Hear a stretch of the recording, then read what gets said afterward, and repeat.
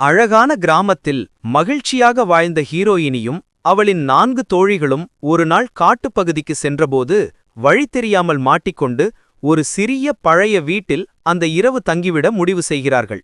வீடு சுத்தம் செய்து போர்வைகள் போட்டு தூங்கிச் சென்ற அவர்களுக்கு இரவு 12 மணி அளவில் ஹீரோயினியின் பக்கத்திலிருந்த தோழியின் போர்வையை ஒரு கருப்பு உருவம் இழுத்து போல நடக்கிறது.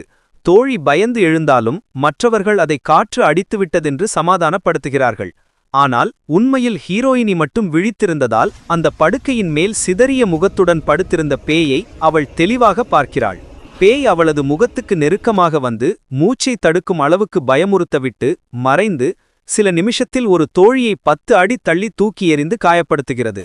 மூவரும் அவளை சமாளிக்க முயற்சிக்கையில் ஜன்னல் அருகில் நின்று அந்த பேய் அமைதியாக அவர்களை பார்த்து கொண்டிருக்க ஹீரோயினிக்கு மட்டும் அது தெளிவாக தெரிகிறது. இரவு 3 மணி அடித்தபோது காயமடைந்த தோழியை சுத்தம் செய்து படுக்க வைத்து குழப்பத்தில் இருந்த அவர்களிடம் திடீரென பேய் நேராக வந்து, நீங்க இங்கே வந்தது தவறு, என்னை கொன்ற கிழவி வரப்போறாள், உங்க உயிரும் ஆபத்தில்தான் என்று எச்சரிக்கிறது.